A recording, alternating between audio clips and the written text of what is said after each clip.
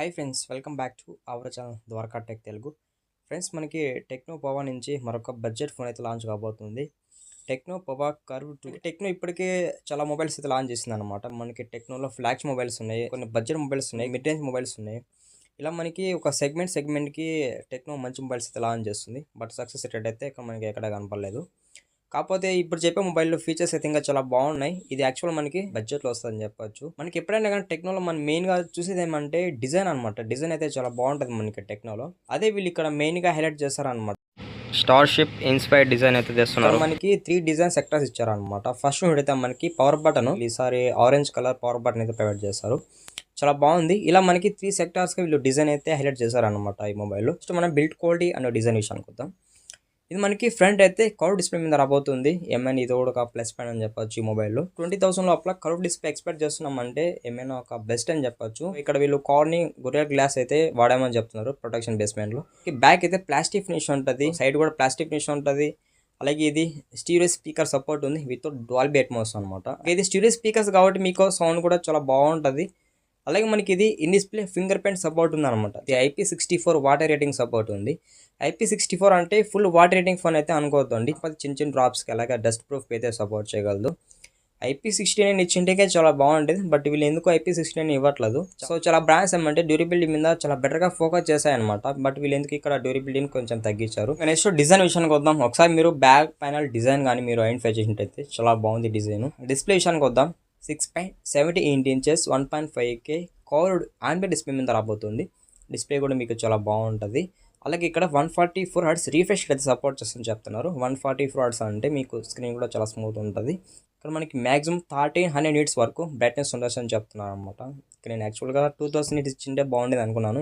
ఎందుకంటే మనకి 2000 నిట్స్ అనేది అది మనకి జస్ట్ మీడియం బ్రైట్నెస్ అని చెప్పచ్చు. కొంచెం బ్రైట్నెస్ అనేది ఇంక్రీజ్ అయింటే చాలా బాగుండేది. మీరు ఇంకా OTT ప్లాట్ఫామ్స్లో మూవీస్ చూసినా కానీ మీకు మూవీ క్వాలిటీ అయితే చాలా బాగా ఇంప్రెస్ చేస్తుంది అనమాట. అంతేకాదు ఇక్కడ మనకి ఒక స్పెషల్ ఫీచర్ అయితే మెన్షన్ చేశారనమాట. మనకి ఐ ప్రొటెక్షన్ మోడ్ అయితే సపోర్ట్ చేస్తుంది. అంటే మనం మేజర్గా నైట్ టైమ్స్లో ఎక్కువ మూవీస్ చూసి పడుకుంటా అంటాం అనమాట. నైట్ 9 o'clock అబౌవ్ దాడితే అప్పుడు కూడా మనకి ఇందులో ఒక ఐ ప్రొటెక్షన్ మోడ్ అయితే సపోర్ట్ చేస్తుందని చెప్తున్నారు అనమాట. అంటే మన కళ్ళకి పెద్దగా ఎఫెక్ట్ ఉండదు ఈ ఫీచర్ వల్ల. ఓవరాల్గా డిస్ప్లే అయితే చాలా బాగుంది అనమాట. మనకి సూపర్ సిగ్నల్స్ ఉంటాయని చెప్తున్నారు ఈ మొబైల్లో. అంటే మనం ప్రెసెంట్ డేస్లో ఫేస్ చేస్తున్న ఇష్యూ కూడా అదే అనమాట. మనం ఎక్కడ పడితే అక్కడ ఫోన్ కాల్స్ మాట్లాడుతూ ఉంటాం కానీ బట్ మనకి సిగ్నల్స్ అనేటివి అంత ప్రాపర్గా మనకి కనెక్ట్ ఉండవు అనమాట. అంత ఇందులో మనకి ఏ నాయిస్ ఫోన్ కాల్స్ అవుతుందని చెప్పొచ్చు. మనకి ఫోన్ మాట్లాడేటప్పుడు నాయిస్ అనేది క్రియేట్ అవుతుంది. అటువంటి టైంలో ఈ ఫీచర్ అనేది హెల్ప్ అవుతుంది అనమాట. అంటే ఎలాంటి నాయిస్ అనేది రిడ్యూస్ చేస్తుంది అని చెప్పొచ్చు. నెక్స్ట్ అయితే ప్రాసెసర్ విషయానికి వద్దాం. ఇది మనకి మీడియాటెక్ డైమెన్సిటీ 7300 ప్రాసెస్ అయితే యూజ్ చేస్తారని చెప్పొచ్చు. ఇది 4 nm built time processor. LPDDR4X use చేస్తారు. అలాగే మనకి ఇది FreSH 2.2తో రాబోతుంది అనమాట. మేజర్ మనం ఈ ప్రాసెసర్ రిలేటెడ్ విషయానికి ఉంటే మీరు ఈ ప్రాసెసర్ యూజ్ చేసుకొని మీడియం గేమ్స్ ఆడుకోవచ్చు. మరి హైయెస్ట్ గేమ్స్ ఆడతానంటే మీకు అంత సపోర్ట్ చేయకపోవచ్చు అనమాట. ఎందుకంటే ఈ ప్రాసెసర్ కెపాసిటీ అనేది ఆ లెవెల్లో ఉంటుంది.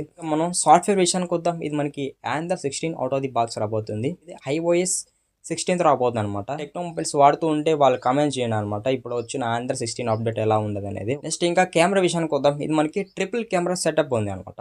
కెమెరా డిజైన్ కూడా చాలా బాగుంది. యాక్చువల్గా నేను ఈ కెమెరా డిజైన్ ఫస్ట్ టైం చూస్తున్నాను ఈ మొబైల్లో. మనకి ప్రైమరీ కెమెరా 50 MP ఇచ్చారు. ప్రైమరీ కెమెరాలో మనకి వాయిస్ అయితే సపోర్ట్ లేదు. కాకపోతే ఫేస్ డిటెక్షన్ ఆటో ఫోకస్ అయితే సపోర్ట్ చేస్తుంది. ఈ ఫీచర్ యూజ్ చేసుకుని మీరు ఫొటోస్ కొంచెం బెటర్గానే తీసుకోవచ్చు. అలాగే మీరు ప్రైమరీ కెమెరా యూజ్ చేసుకుని maximum 4K 30 fps video record చేసుకోవచ్చు.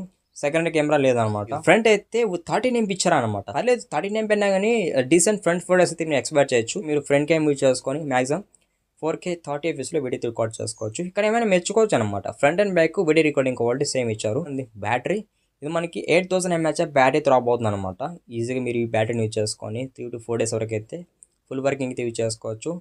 అంతేకాదు మీరు ఈ మొబైల్ నుంచి ఇంకో మొబైల్కి ఛార్జ్ చేయొచ్చు అనమాట. రివర్స్ ఛార్జింగ్ సపోర్ట్ ద్వారా. ఇది కూడా బెస్ట్ ఫీచరే. 45 watts ఫాస్ట్ ఛార్జింగ్ సపోర్ట్ ఉందన్నమాట.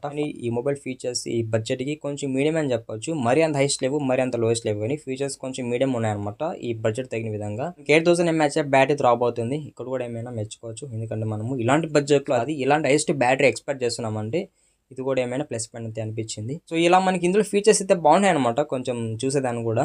ఫ్రెండ్స్ లాస్ట్ వరకు వీడియో చూస్తుంటే చిన్న రిక్వెస్ట్, ఛానల్ సబ్స్క్రైబ్ అండి. వీడియోకి అయితే లైక్ కొట్టేసేయండి.